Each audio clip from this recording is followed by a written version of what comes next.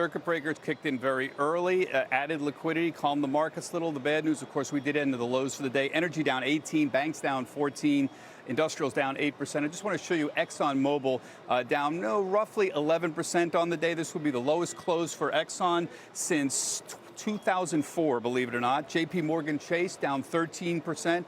Or so. That was the worst decline since March of 2000. You got to go back to the financial crisis to see a decline of that and this kind of percentage on a daily basis. Industrials generally fared poorly. Caterpillar and 3M as well. 3M down 5%. They're 6%. I'm sorry. You see that? That's a 4-year low for 3M. And Dow Inc., which you can associate with the truly global industrial materials economy, global coatings. Think that is not a typo there, down 21%. Remember, it just came back to the public markets a little, about a year ago. That is, of course, a new low for that stock. Guys, back to you. All right, Bob, thanks. Another historic day as well for the bond market. Let's go to Rick Santelli at the CME in Chicago. Rick. Hi, Sarah. You know, markets right now are trading some very important levels. Look at a 24-hour of 10s and realize that Friday's low yield in 10s was 65.65. Right now, today's high was 60, and that was after a 31 print. And the point is we're trading 59 now. If we leave gaps, and we left a gap, and we go down below the lows, which are 31 before we fill that gap, that is much more bearish for lower rates. So filling this gap and what we do once we do is significant. Finally, if you look at the long-term chart of 10s, a lot of it's technical. The minute you took out those double bottoms at 12 and 16, it accelerated. Dollar index, as soon as you took out, see the year to date, where it closed last year, it accelerated. This is important. Uncertainty is always addressed by technical features, so you need to stay on top of them. Sarah, back to you. All right, Rick, thank you. Energy stocks got absolutely crushed today. Our next guest downgraded almost every exploration and production company he covers on what he says is a potential energy Armageddon. Joining us now is Neil Dingman, Managing Director of Energy Research at SunTrust Robinson Humphrey. Explain what you mean, energy Armageddon. I mean, we got a taste of it today, but how much more is likely to come? Yeah, thanks, Sarah. You know, again, you hit it earlier, and that is it's unprecedented to see this kind of pressure, both not only on the supply side, but the demand side. Again, here, we don't know what the fully demand destruction is going to be, nor do we know how much the supply war is going to cause supply to continue to ratchet up. So standing back, taking a look at that, we thought, you know, prices certainly could get down in the 20s. We have seen that, and we think they could stay there for a little while. Peter, just want to come back to what the stocks have done today. Do you think the oil stocks are suggesting large swathes of this industry are going to go bust, or is it just a move based on, earnings estimates have to come down? Well, I think, again, you've got to bifurcate, so similar to your technology names. The big companies that have, you know, good balance sheets will likely survive, and that'll be an advantage to them. But the smaller guys that have access, that need access to capital markets that are cash flow negative will suffer, and the privates will likely go under very, very swiftly. Talk about within your coverage, Neil, who's going to suffer most, and what does that suffering actually mean with the price of oil at $31 a barrel? And there's definitely a number of names that have both maturities and, you know, sir, there's the RBL redetermination coming up. So when you look, some large companies, Oxy obviously has a lot of debt after the Anadarko merger. Chesapeake, of course, has a lot of debt outstanding, as does even, you know, better credit such as an Apache. All those have relatively high levers with some maturities coming that they're going to have to address, you know, just for some large companies there. What's the key, Neil, what's the key oil price and the length it has to remain below before those companies start to feel the pressure seriously? Is it 1 month where we already are, or do we need to see another leg down and it lasts for the rest of the year?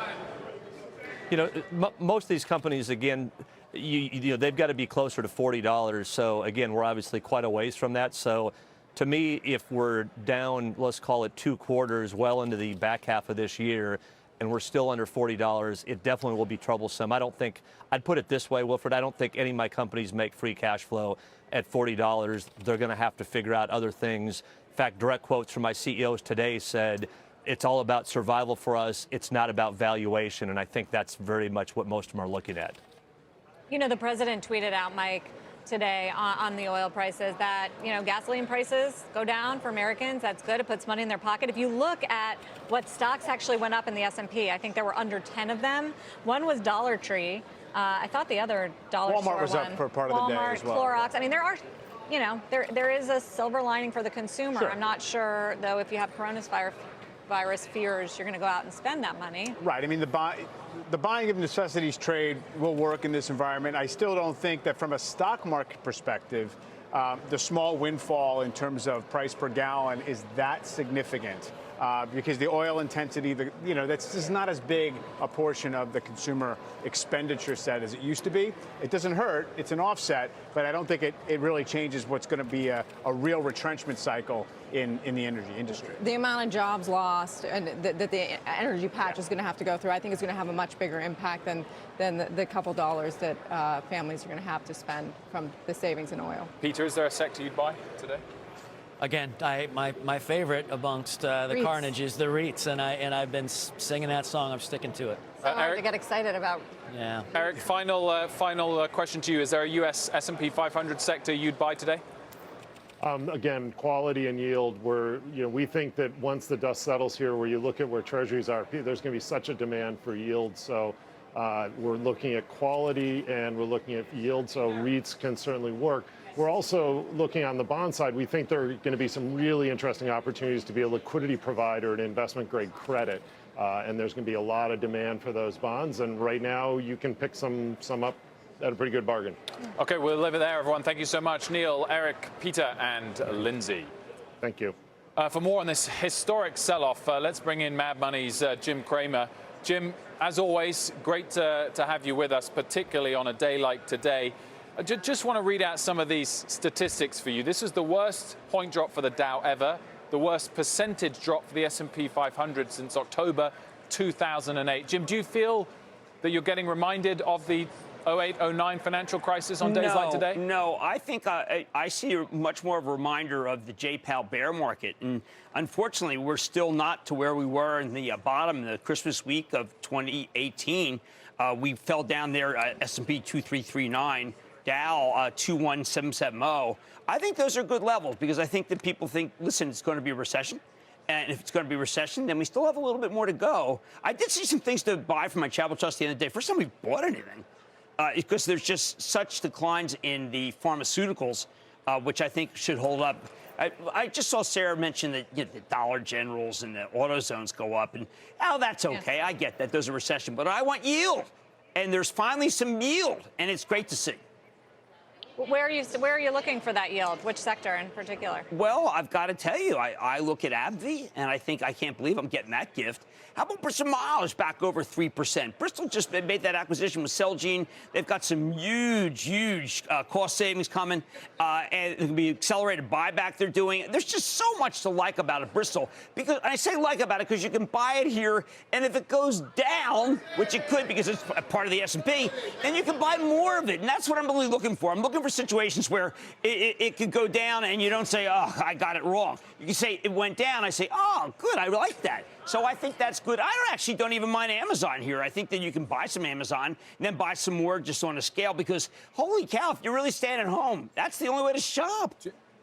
Jim, I'm looking at my dashboard here. JP Morgan Chase, 3.85% dividend yield. I like What do you make of that? I'll tell you which one you want to go. I'll see you one and raise you one. How about Charlie Scharf at 6% without the problem of Elizabeth Duke being the chair? I mean, don't you think that's interesting? I mean, there you got a guy with a full new slate of people with Maxine Waters all over him, and he didn't do anything. So I kind of even like that. 6% with Charlie Scharf. I'll bank with Charlie. On that point, though, Jim, one big question that always comes out when people say, oh, it looks like it's a good dividend yield, but might that be a sign the dividend is going to be cut? With the banks, do you take strength on the fact that they've got a lot of buybacks they could cut first, that those yields, 3 to 6%, whichever one we're looking at, are very safe? Exactly. Look, if Mike Corbett doesn't want to continue to buy 8% of the company back because it's below book, and that's tangible book, he can stop doing that if he wants to. I look at something like J.P. Morgan. Obviously, yes, we want Jamie to wish best of health, but it really is amazing. I think if actually Jamie were back at his desk, you would feel, well, wait a second, I'm getting a chance. I know people hate the banks. I heard all day that the oil companies can bring down the banks. That is actually not true. I did didn't like the fact that J.P. Morgan apparently did a revolver with one of the cruise ship companies, because I think the cruise ships have become wasting assets. But when we look at the oil companies, they're not all knuckleheads. They're not all Occidental. Just on the broader market, Jim, there are so many uncertainties right now on coronavirus. How many actual cases are there in the U.S.? Right. What does the mortality rate actually look like? I mean, what do you think it's going to take for the market to be able to see out onto the other side? What is the headline or the news? We want fiscal, we want some sort of fiscal commitment. We want public health to have all the money at once. We want a Manhattan Project to try to solve this. And we want the test kits. I mean, look, you take a look at Japan. They have not had their numbers are peaking. And the main bulk of the numbers are from a cruise ship. I would love to see our numbers peak. I don't want to be Italy. I want to see what happens in South Korea. And I'd like to be able to test. With the test kits, I know my confidence would come back. I understand that the president wants to tweet that all is well. I think you have to hope for the best and prepare for the worst. You don't just hope for the best. That is a sucker's game.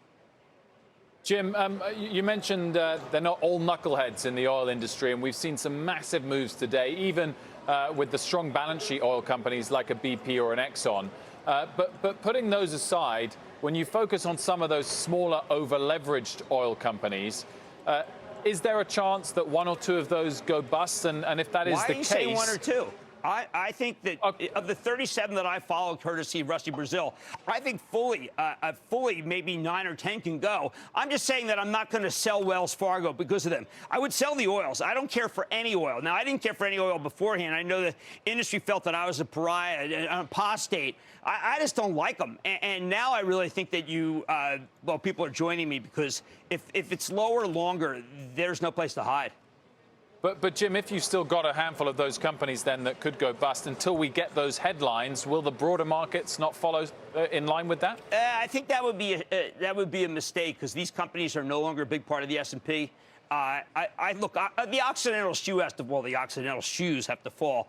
There you saw the bonds trade down 25 points today. The big 49 bond, the 4 and change 49 bond. You can't. I think that when that goes and you see it as the lead story in the paper, and Warren Buffett lost a lot of money on it, if that does happen, I think that could cause another leg down in that group. But what I'm looking at is you remember the banks were stress tested 25, 26 for the oils. I feel better about the banks than I do any oil company. Any oil company. Jim, just overall, I mean, is it panic? What do you say to the extreme sentiment I wish it were, shift? Sarah. You know, they did the halts, and suddenly everybody's calm and they're picking. You know, the picking thing doesn't work. We got to wait for this is a different market, because we didn't count on the oil problem. Before the oil problem, we thought maybe we're okay. And look, I want to believe the president. I want to believe that if we tested everybody, everything's pretty good. That would be terrific. But the fact is, people are working at home, deals aren't closing, restaurants are hurting, there's no backstop of no interest loans for the people who, frankly, deserve it, because they're hardworking people. When I speak to Dave Tepper, I know that earlier Steve Leisman talked to Dave Tepper, and I know he made it sound like that Tepper's like, hey, sanguine about some things, an orderly bond market. But we both feel that without fiscal stimulus and some kind of more aggressive leadership from Washington, we're going to run into another down day like this until we get to where Jay Powell put us in December of 2018.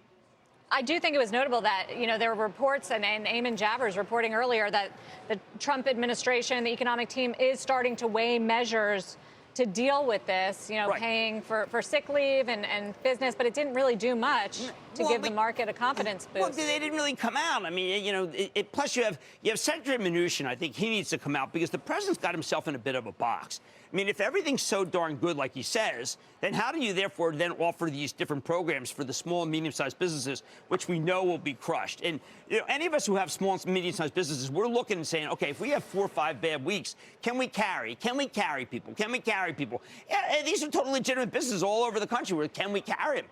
And so I think that that's a big problem. And I think that the credit issues that drive J.P. Morgan down 14, American Express down a lot, these travel, leisure, and credit card are frightening people. And I wish that they didn't, but they are frightening people. So I expect another day that's not so hot, if not multiple days, if the COVID really heats up again, which I think we all think will.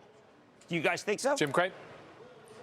Are you worried? I think it's hard to predict on an individual day, worried? but Do you wash your hands all day and wear Perel? I wash my hands all day, but I'm All day. I wear but I'm rubber not gloves to too work. worried outside of You're that.